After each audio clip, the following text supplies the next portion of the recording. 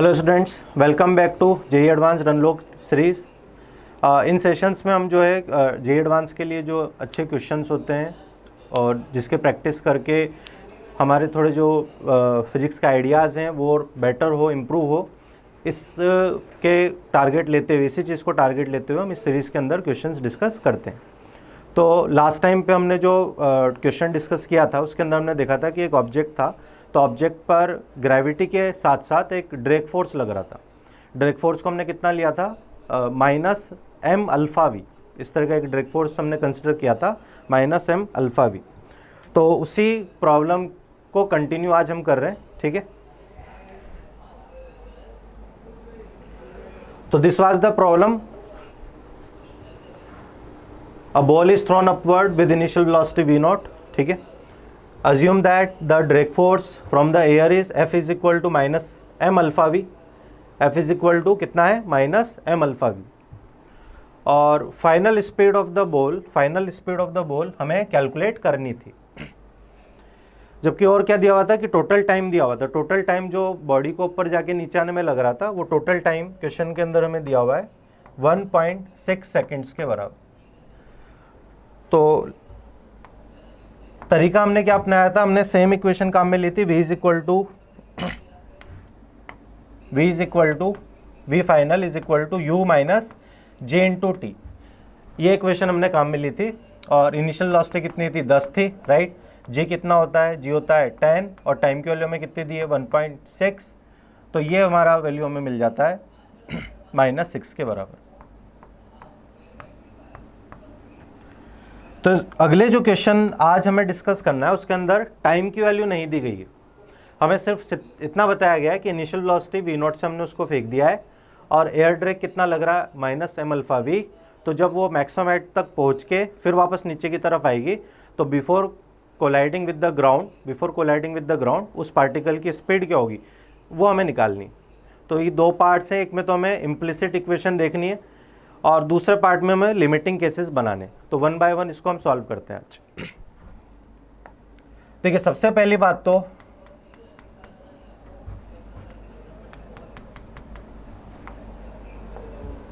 जब हमने ऑब्जेक्ट को मान लेते हैं कितनी वेलोसिटी से ऊपर फेंका है, v0, ठीक है। v0 वेलोसिटी से हमने उसको फिर फेंका और मैक्सिमम हाइट पर जाने के बाद में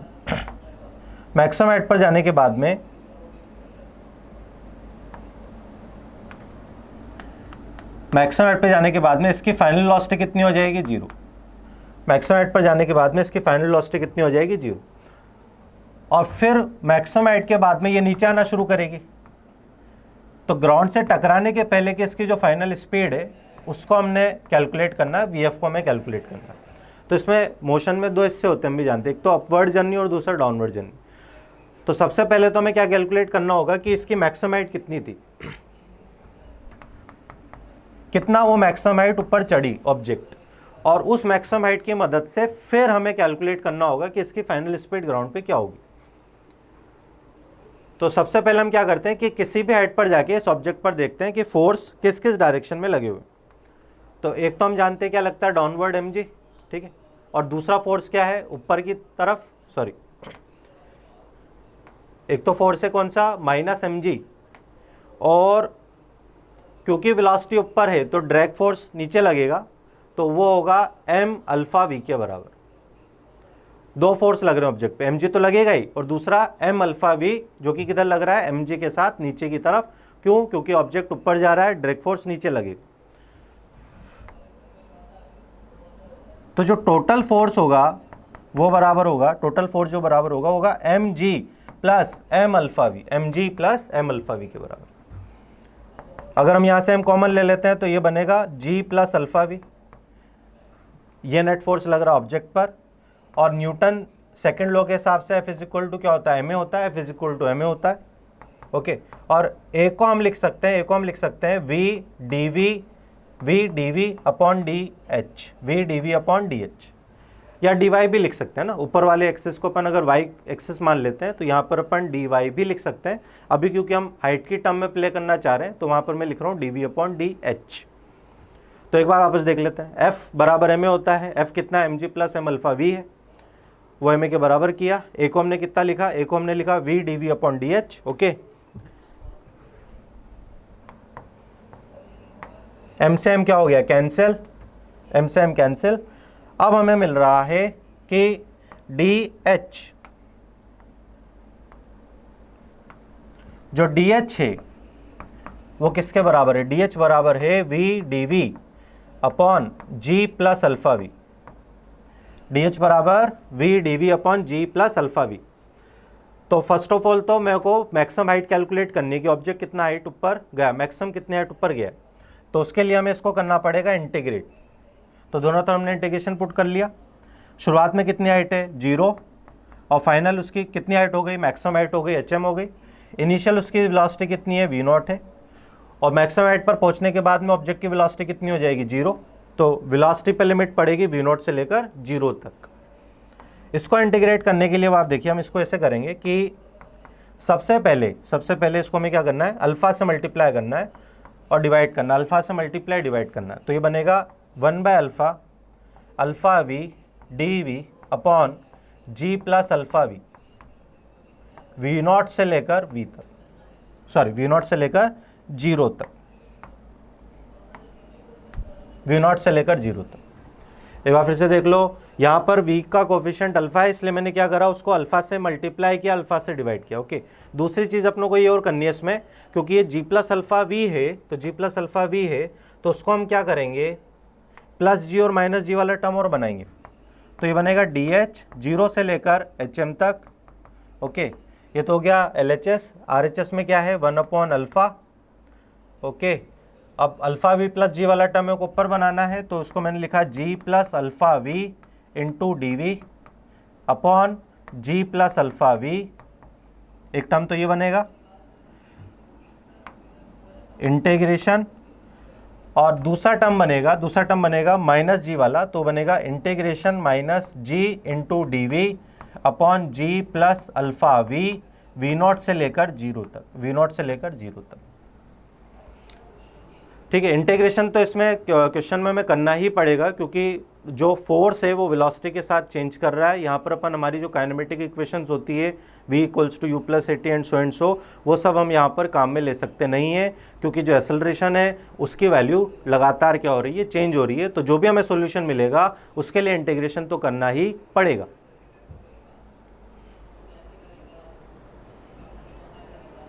एक बार वापस देख लीजिए, अगर कहीं पे आपको दिक्कत आई है। पहली बात, मेरे को ग्राउंड पे फाइनल वेलोसिटी लिखनी है, तो उसके लिए मैंने पहले अपवर्ड जर्नी का डायग्राम बनाया। फाइनल हाइट पर, मैक्सिमम हाइट पर वेलोसिटी 0 हो जाएगी, इनिशियल वेलोसिटी वी नॉट है। किसी टाइम पर हमने देखा कि इस टाइम पर ऑब्जेक्ट अगर ऊपर जा रहा है कुछ वेलोसिटी से, तो उस पर 2 फोर्स लग रहे हैं नीचे की डायरेक्शन में, एम जी लग रहा है और एम अल्फा वी लग रहा है, एम जी और एम अल्फा वी। तो उसके लिए अपन ने क्या करा, नेट फोर्स लिख दिया, उसको एम ए के बराबर किया। ए को d v by d t लिखते हैं हम, राइट, ए बराबर d we upon d t होता है, लेकिन क्योंकि मेरे को हाइट कैलकुलेट करनी है तो इसलिए मैं इसको ए को d we upon d t नहीं, क्या लिख रहा हूँ, v D we upon D h, v D we upon D h. और इसको फिर हमने दोनों तरफ इंटीग्रेशन लगा दिए हैं। इसको एक स्टैंडर्ड फॉर्म में कन्वर्ट करने के लिए हमें यहाँ पर क्या करना पड़ेगा, अल्फा से मल्टीप्लाई डिवाइड, फिर प्लस जी और माइनस जी और क्या, आप देख सकते हो यहाँ पर प्लस जी है और वहाँ पर माइनस जी है। ठीक है, अब ये इंटीग्रेबल है, अब इसको हम इंटीग्रेट कर सकते हैं। कैसे, पहली बात तो डी एच का इंटीग्रेशन एच ही हो गया, खाली एच एम हो गया, बराबर जी प्लस अल्फा वी ऊपर और जी प्लस अल्फा वी नीचे, दोनों कैंसिल हो गए। ये बनेगा सिंपली 1/अल्फा, इंटीग्रेशन के अंदर सिर्फ क्या बना, डी वी बना, और वी नॉट से लेकर 0, वी नॉट से लेकर 0। ठीक है, फिर यहाँ पर आ गया माइनस, जी कॉन्स्टेंट है इसलिए वो बाहर, इंटीग्रेशन के अंदर d we upon ji plus alpha v. Okay, v not से लेकर 0 तक, वी नॉट से लेकर 0 तक।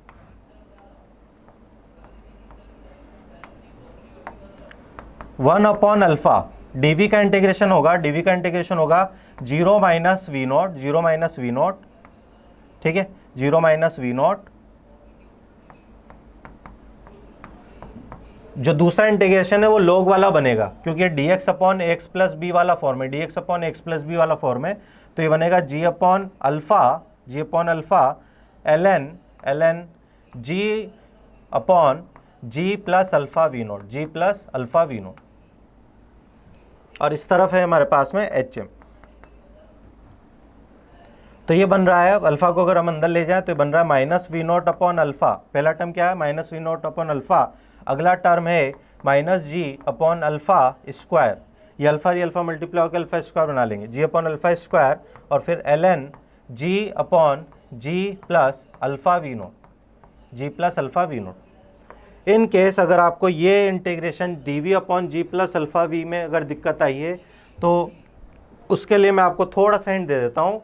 वैसे तो वो स्टैंडर्ड है लॉग वाला फॉर्म है, उसको हम इस फॉर्मूले से कर रहे हैं डी एक्स अपॉन ए एक्स प्लस बी वाले से। D x upon x plus b, मान लीजिए इसको हमें x1 से x2 तक इंटीग्रेट करना है तो ये बनता है 1 अपॉन ए ln और फिर A X two plus B upon A X one plus B.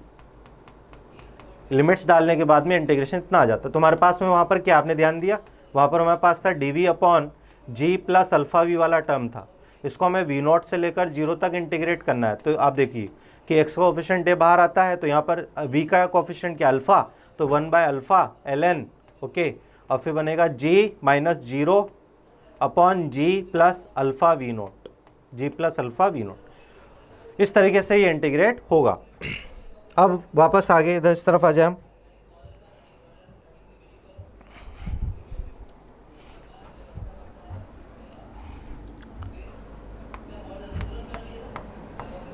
तो मैक्सिमम हाइट, ठीक है, मैक्सिमम हाइट हमें कितनी मिली, मैक्सिमम हाइट हमें मिली, इसको हम लिख सकते हैं minus we not upon alpha. और अगर मैं यहाँ पर लॉग प्रॉपर्टी काम में ले लेता हूँ, लॉग प्रॉपर्टी मतलब नीचे वाली टर्म को डिनोमिनेटर टर्म को ऊपर, न्यूमरेटर टर्म को नीचे, तो यहाँ पर लॉग के सामने जो माइनस साइन है वो प्लस में बदल जाएगा, तो हो जाएगा G upon alpha square ln और G plus alpha we not upon G, G plus alpha we not upon जी।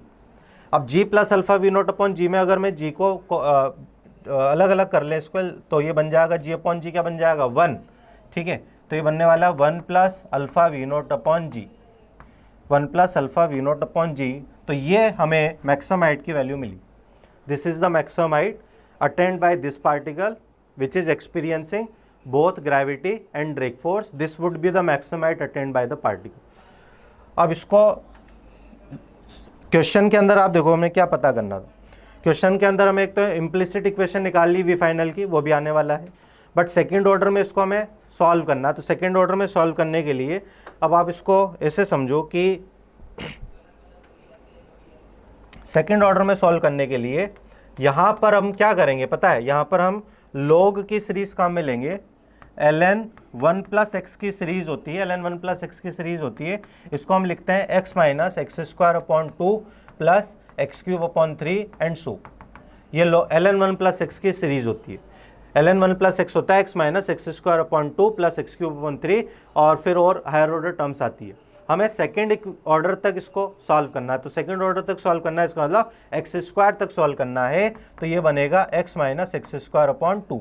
बाकी टर्म्स को अपन नेग्लेक्ट करके चल रहे हैं क्योंकि क्वेश्चन में लिखा है सेकेंड ऑर्डर टर्म तक ही इसको आपको सॉल्व करना है। तो ln 1 प्लस एक्स कितना हो गया, x minus X square upon 2।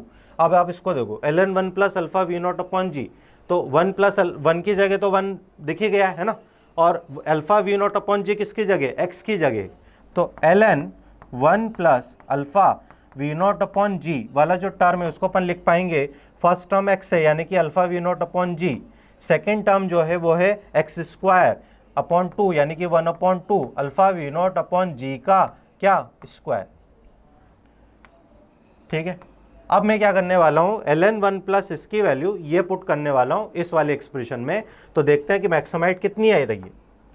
तो मैक्सिमम हाइट हमें मिलेगी minus we not upon alpha, minus we not upon alpha plus ji upon alpha square, plus ji upon alpha square, और फिर ln के अंदर इस टर्म की वैल्यू हमें ये मिली, यानी कि क्या मिली, alpha we not upon ji minus alpha square V not square upon 2g square upon 2g square.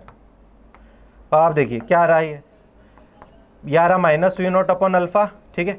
Alpha ये अल्फा है, ये अल्फा स्क्वायर है, तो आप देख सकते हो नीचे एक अल्फा बचेगा, ऊपर वी नॉट है, ये जी और ये जी तो कैंसिल हो गए। इसका मतलब हमें क्या मिल रहा है, plus V not upon alpha मिल रहा है, और ये प्लस वाला टर्म इस माइनस से मल्टीप्लाई होकर क्या मिलेगा, माइनस का, ठीक है, माइनस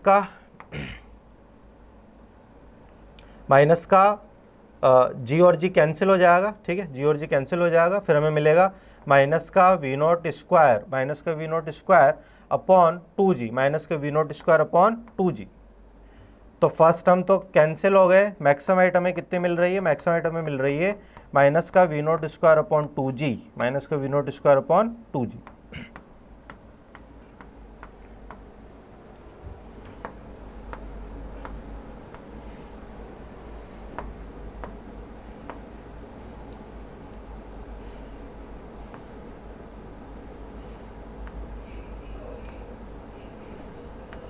और maximum height V not square upon 2g होती है, आपको याद होगा मैक्सिमम हाइट का फॉर्मूला होता है यू स्क्वायर अपॉन 2g, याद आया, यू स्क्वायर अपॉन 2g, यानी यहाँ इनिशियल स्पीड कितनी है, वी नॉट है, तो इसलिए वो वैल्यू कितनी मिल रही है, we not square upon 2g के बराबर। मतलब अगर अपन सेकेंड ऑर्डर यहाँ पर लिमिटिंग केस लेते हैं ड्रैग फोर्स वाले में, तो हमको हमारा वाला रिजल्ट मिल जाता है जो हम क्लासेस के अंदर करते हैं, यू स्क्वायर अपॉन 2g वाला। अब मैक्सिमम हाइट जो हमें इतनी मिली है, मैक्सिमम हाइट में क्या मिली है, minus we not upon alpha plus ji upon alpha square ln 1 plus alpha we not upon G. इससे हम थोड़ा आगे बढ़ते हैं फाइनल स्पीड कैलकुलेट करने के लिए। तो देखिए फाइनल स्पीड में क्या हो रहा है, पार्टिकल इतनी हाइट नीचे की तरफ आ रहा है, इतनी हाइट उसको नीचे की तरफ आना है, कितनी हाइट उसको नीचे आना है, minus we not upon alpha plus, ठीक है, प्लस जी अपॉन अल्फा स्क्वायर और फिर ln और फिर 1 plus alpha we not upon G. इतनी हाइट वो पार्टिकल नीचे की तरफ आ रहा है और ग्राउंड पे आने के बाद उसकी फाइनल स्पीड हमें निकालनी है। तो एक बार फिर से हम क्या करेंगे, इस ऑब्जेक्ट पर एक बार फिर से क्या करें कि फोर्सेज देखें। इस बार फोर्स के डायरेक्शन थोड़े से बदले हुए दिखेंगे। कैसे कि भाई mg तो नीचे की तरफ ही लग रहा है ना, mg तो नीचे की तरफ ही लग रहा है, लेकिन डाउनवर्ड जर्नी के दौरान ड्रैग फोर्स किधर लगेगा, ऊपर की तरफ। तो डाउनवर्ड जर्नी में ड्रैग फोर्स ऊपर लगेगा, कितना लगेगा, m अल्फा v के बराबर, ठीक है। अपवर्ड जर्नी में ड्रैग फोर्स लगता है नीचे, लेकिन डाउनवर्ड जर्नी में ड्रैग फोर्स लगेगा ऊपर। इस वजह से जो नेट फोर्स का एक्सप्रेशन होगा, नेट फोर्स का जो एक्सप्रेशन होगा वो होगा mg minus m alpha v, mg minus m alpha v, this is the net force, and ये बराबर होगा m इंटू ए। ए को फिर से हम क्या लिख देंगे, ए को हम एक बार फिर से लिख देते हैं, क्या लिख देते हैं, v dv upon D h, v D we upon D h, ठीक है। और m common g minus alpha v, g minus alpha v, m से m कैंसिल हो गया, m से m कैंसिल हो गया, ठीक है। और अब हमें ये मिल रहा है, D h is equal to v D we upon ji minus alpha v, g minus alpha we.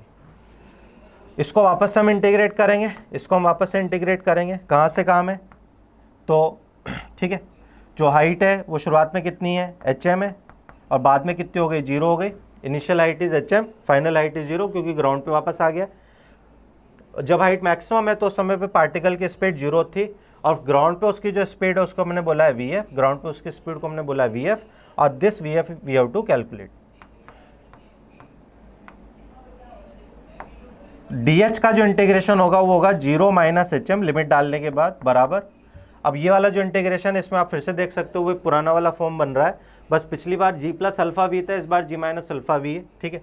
तो इसको हम क्या करेंगे, माइनस अल्फा से मल्टीप्लाई करेंगे, माइनस अल्फा से डिवाइड करेंगे, तो v into D v, okay, upon g minus alpha v, ठीक है। और इंटीग्रेशन 0 से लेकर VF तक, इंटीग्रेशन 0 से लेकर VF तक। माइनस अल्फा वाला बाहर ले लेते हैं, माइनस अल्फा नीचे वाला जो है माइनस अल्फा उसको बाहर ले लेते हैं, एक जी वाला टर्म और हमें चाहिए, तो ऊपर प्लस जी माइनस जी बनाए, तो ये बनेगा जी माइनस अल्फा वी, ठीक है, minus g into D v whole upon minus alpha g minus alpha v integration, और इंटीग्रेशन पे लिमिट कहाँ से कहाँ, 0 से लेकर VF तक, 0 से लेकर VF तक।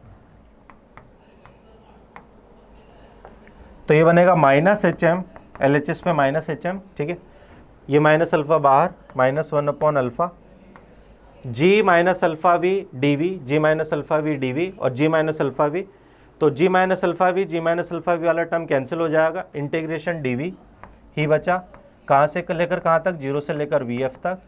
अब बीच में क्या आएगा, minus g into D we upon ji minus alpha v, okay, 0 से लेकर VF तक, 0 से लेकर VF तक। तो -1/अल्फा, पहला इंटीग्रेशन हो गया VF, ठीक है, माइनस, अब देखिए ये है माइनस और ये भी लॉग वाला है, v का कोफिशिएंट कौन है, -अल्फा, तो वो 1/a आपको याद होगा, 1/a, तो यानी कि 1/-अल्फा, ऑल राइट। एक g कांस्टेंट ऊपर से बाहर, ln g minus alpha VF, ये अपर लिमिट पुट कर दी, लोअर लिमिट पुट करेंगे तो g आएगा, ये g आ गया। तो ये हमें मिल रहा है -VF/अल्फा, -VF/अल्फा, ये वाला टर्म अंदर लेके जाओ, माइनस माइनस प्लस हो जाएगा। लेकिन फिर से क्या, एक और ये माइनस है, ठीक है, फिर से एक और माइनस है, तो ये ओवरऑल क्या रहेगा, माइनस ही रहेगा, माइनस ही रहेगा। तो -g/अल्फा², ln के अंदर क्या आया, ये आया ln के अंदर, g में g/g1 कर रहा हूँ, ठीक है, तो 1-अल्फा VF अपॉन g, और दिस इज क्या, -hm, दिस इज क्या, -hm। अब सब माइनस को अगर अपन हटा देते हैं तो हमें hm की वैल्यू मिल रही है, hm की वैल्यू कितनी मिल रही है, hm की वैल्यू मिल रही है VF/अल्फा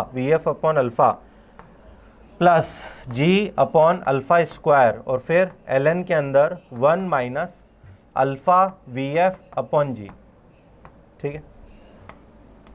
और hm कितना था, hm जो अपन ने पहला इंटीग्रेशन सॉल्व किया था उसी की वैल्यू hm के बराबर, hm क्या था, ठीक है, तो hm ये रहा, ठीक है, -V0/अल्फा प्लस g/अल्फा²। तो ये hm अगर हम वहां पर सब्सटीट्यूट कर देते हैं -V0/अल्फा वाला,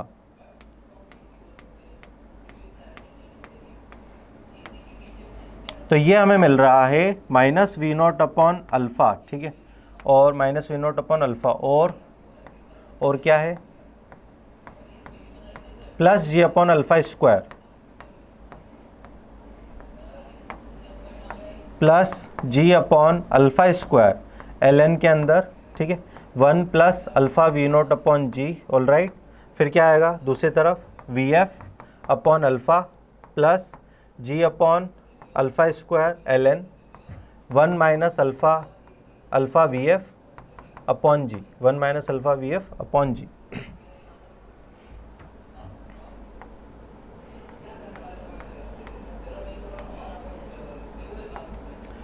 ठीक, अगर लॉग वाले टर्म एक साथ ले लेते हैं, बस लास्ट 2-3 स्टेप्स बाकी है, -V0/अल्फा उधर ले जाइए, लॉग वाला टर्म इधर ले आइए, तो ये बनने वाला है क्या, ये बनने वाला है g/अल्फा² तो कॉमन ही है ln के अंदर, ये बनेगा एक तो g+अल्फा V0, ठीक है, g+अल्फा V0, एक बनेगा g-अल्फा इंटू VF, ओके, और ये बनेगा V0/अल्फा प्लस VF/अल्फा। तो this is the implicit equation, that we needed for this question. Implicit equation का एक तरीके से मतलब होता है कि जैसे x² + y² = a², x² + y² = a² है, तो ये x और y में जो एक रिलेशन है इसको हम इम्प्लिसिट इक्वेशन बोलते हैं। अगर हम मान लीजिए इस तरह से इसको लिखना चाहें कि x को इन टर्म्स ऑफ y लिखना चाहें तो वो एक्सप्लिसिट इक्वेशन कहलाती है।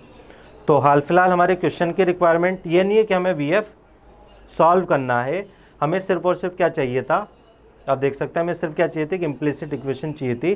तो इम्प्लिसिट इक्वेशन हमने ये कैलकुलेट कर ली है फॉर द फाइनल वेलोसिटी। ये है कि सेकंड ऑर्डर वाला जो है वो अपन ने एक बार काम में ले लिया, सेकंड ऑर्डर जो अप्रॉक्सीमेशन था, सेकंड ऑर्डर अप्रॉक्सीमेशन अपन वी फाइनल वाले एक्सप्रेशन में भी काम में ले सकते हैं। तो यहाँ से भी हमें वही रिजल्ट मिलेगा कि जो HM होगा वो बराबर आ जाएगा VF²/2g के बराबर, अगर अपन सेकंड ऑर्डर अप्रॉक्सीमेशन काम में लेते हैं VF वाले एक्सप्रेशन में, ठीक है। तो इस वीडियो के अंदर बहुत ही सारी चीज़ें हमने यहाँ पर डिस्कस की है एयर रेजिस्टेंस को लेके।